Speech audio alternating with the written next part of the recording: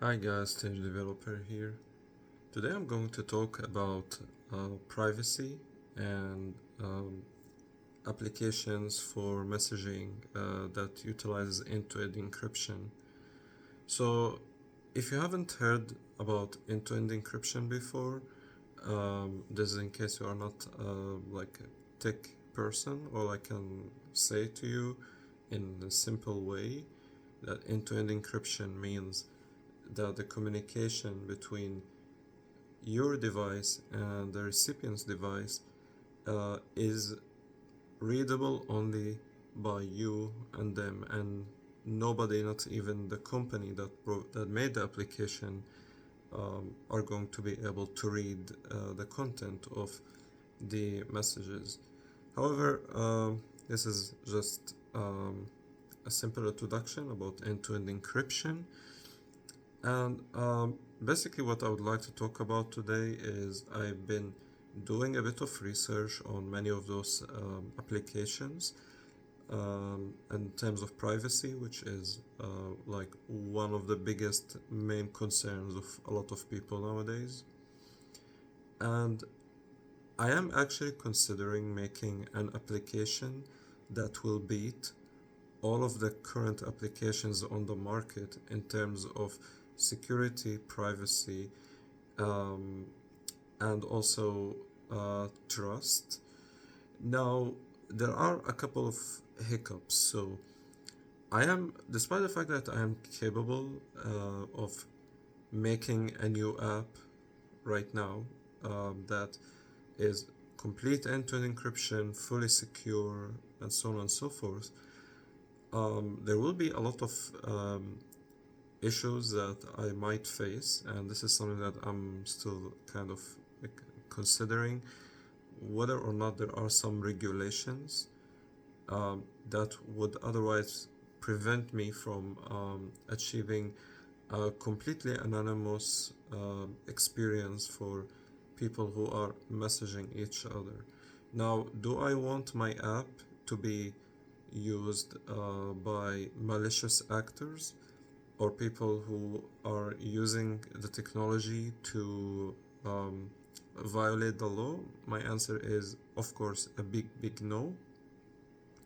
However, this is where things get very interesting for me as a developer, and that is um, how do I um, make technology like bring more freedom and liberty via technology while at the same time um, keeping it, let's say, kind of moderated.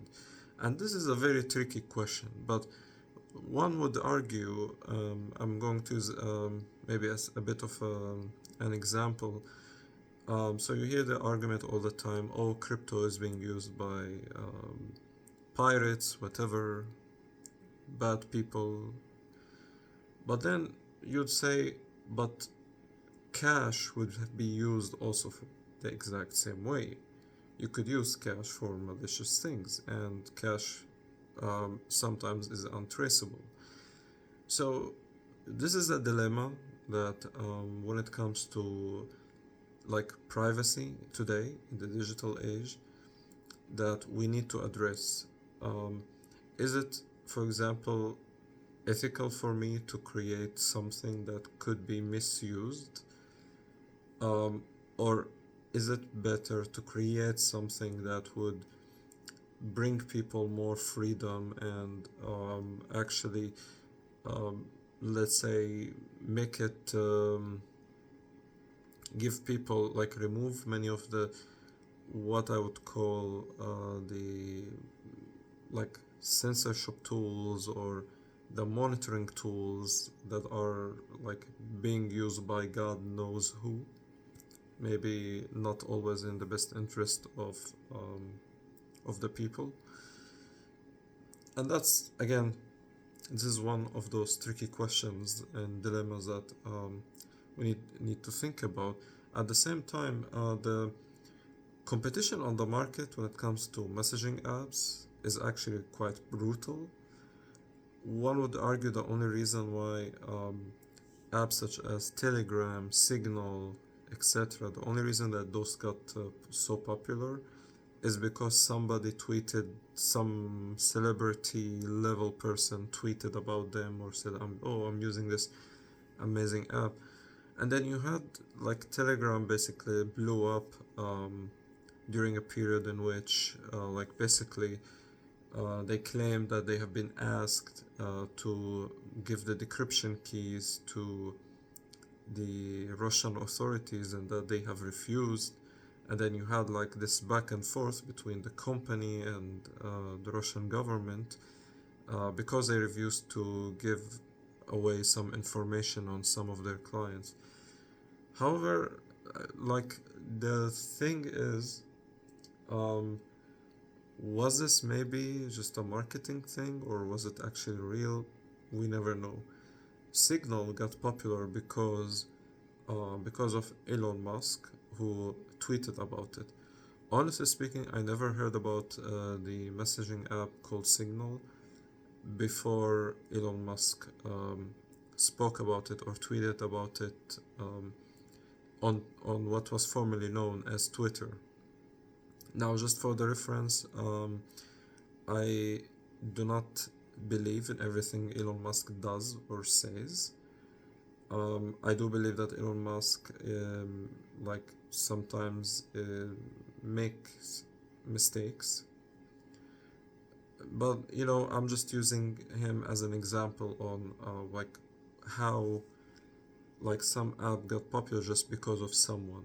But then when you really look up the market, you will find like a ton of apps, and I'm literally like literally you'll find thousands of apps that does the exact same thing. But then it comes out like, is it a marketing question? Is it like a quality question? All of those things need to be basically studied. However, I'm thinking of creating, like, basically because I am a liberal, I would rather like focus more not on not on focusing on the things that are not actually not supposedly my duty, but rather on what I'm supposed to provide as value. And this is where, for example, things get more interesting, where the question of security is basically how technology is being used. In my opinion, shouldn't be the responsibility of the developer, but rather it's a responsibility of basically whatever the authorities or bodies that are supposed to take care of such questions. And things, like this is where things get a little bit kind of where you go into this gray zone where you have to deal with all of those questions. But I promise, and this is something that I've always been committed to, is to be always focused on what people want, what my customer wants, what the users want, regardless of like whatever the questions are. Of course, as long as we are functioning within the bounds of the legal system without violating the legal system. So let me know in the comments section, what do you think of this idea? Do you want like an amazing privacy oriented app for messaging that like makes you completely anonymous and helps you to communicate with anyone in like some with a new twist? Do you think that this is going to be something new that hasn't been done before?